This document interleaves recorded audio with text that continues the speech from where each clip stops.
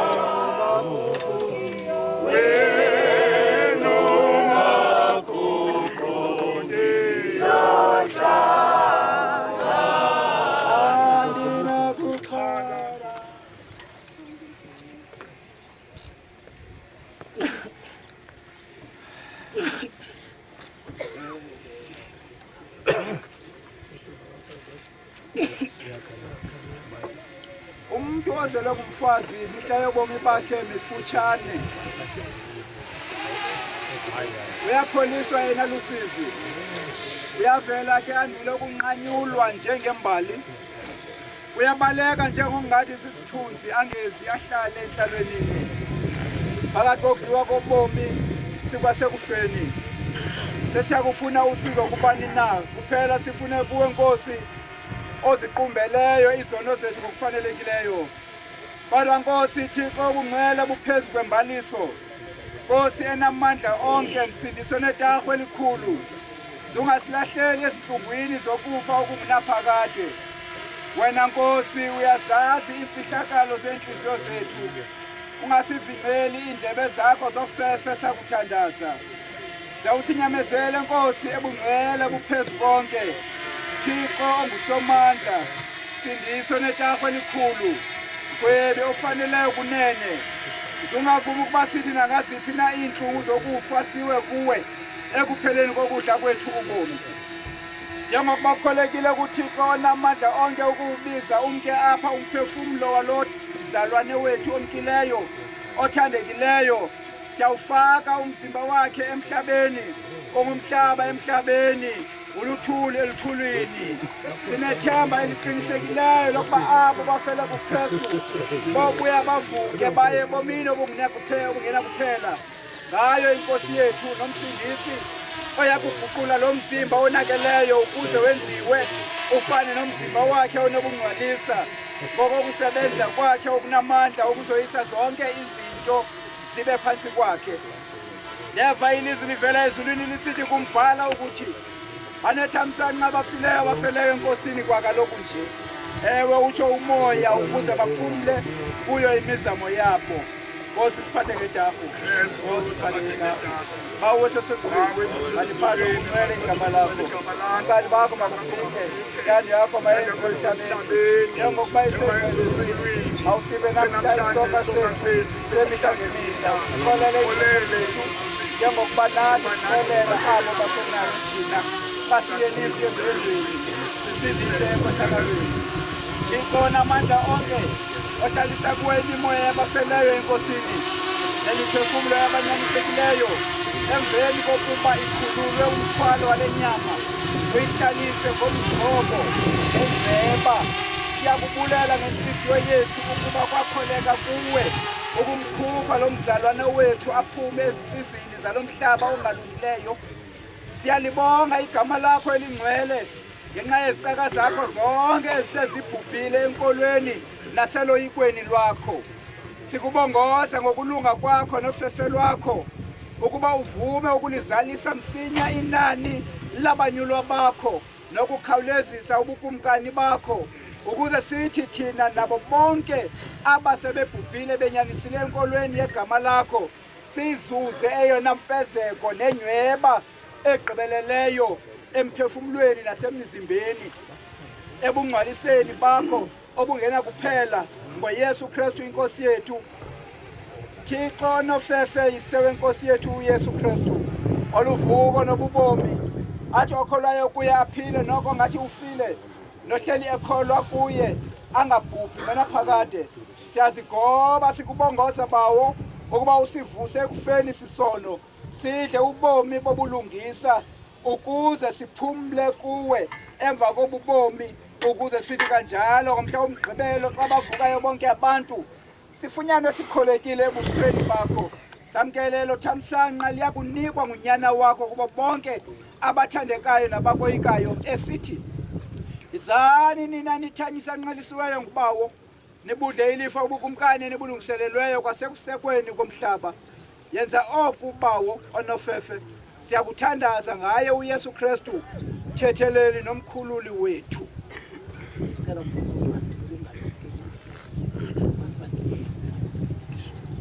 Njengoba kwalapha eBhayibhileni xa kuThixo akwenzela into entle ovela ubeka ilitye nje senje bakhumbula mos uba bohluliwe abantu behamba noThixo bakhe bahambe noThixo kanti abahambi ngendlela kaThixo. Bahlulwa ngenxa lento ungahambi noThixo kodwa behambe bengahambi ngendlela kaThixo. Mhlaba oyisa uSamuel wamisa ilitye wathi Ebenezele kude kwalapho uThixo enathi. I think femele kwanqukumba ngeli litye nithi kude kwalapha ehamba nathi uyahamba ujonga umzi kodwa thina ngeke silahle uThixo sawubambelela kuye kude kusekupheleni. Thilani ke ndiyathila ngoku ndiyalivula ke eli litye ndiyalithila ndiyalithinthile loo nto nifuna ndiyithethe ke ndiyithethile kodwa ilitye eli njengoba abantwana besonga iqhiya le nto umhlophe lithila egameni kaThixo uyise uThixo unyana egameni kaThixo umoya oyingcwele. Amen. Amen. Amen.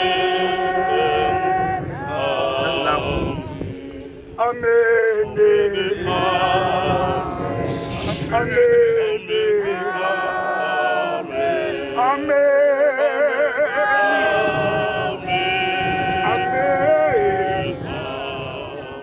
bawo insikelelo yonke ivela kuwe ngoba isiqalekiso sonke sivela kuSathane. Sikelela lamanzi ebekhiwa zizandla zomuntu mhlambi onguye nomoni, kodwa Nkosi wabange abe into oza kuyisebenzisa. Qhelile ukusebenzisa i-elements zibe nguwe egameni kaThixo uYise noNyana noMoya Oyingcwele. Amen.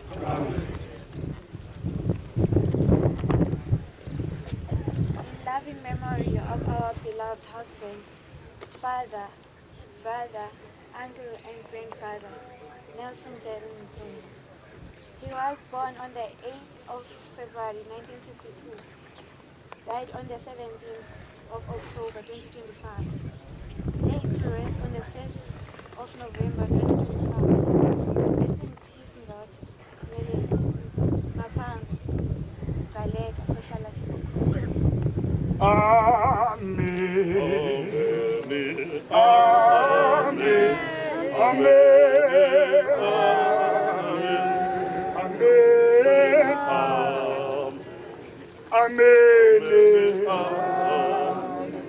Amen. Amen. Amen. Ingeleli ngokaMelkizedekhe ngonaphakade. Ibeka umnwe wami ukulisikelela elili. Egameni kaThixo uYise uNyana noMoya Oyingcwele. Kana njalo ngamandla abekwe kum yavakalisa ukuba ililitye ngale mini ibekiweyo lika Nelson Jerry ongujeli livuliwe egameni kaThixo uYise, Thixo uNyana, Thixo uMoya Oyingcwele. Amen. Amen. Amen. Umsebenzi wami ke apha ndide ndiphume ukudibanisa bethunana umuntu nenkosi. Ungathiwa uyakholwa kodwa ulixoki eli. Naye lo ndimdibanisile nenkosi phambi kwabantu. Ndamkela ufefeke ngamana uThixo ongamandla onke. uYise uSomandla, uNyana, uYesu kwanoMoya Oyingcwele angahlala ehleli enhlizweni zethu de kubuye iNkosi uYesu. Amen. Amen.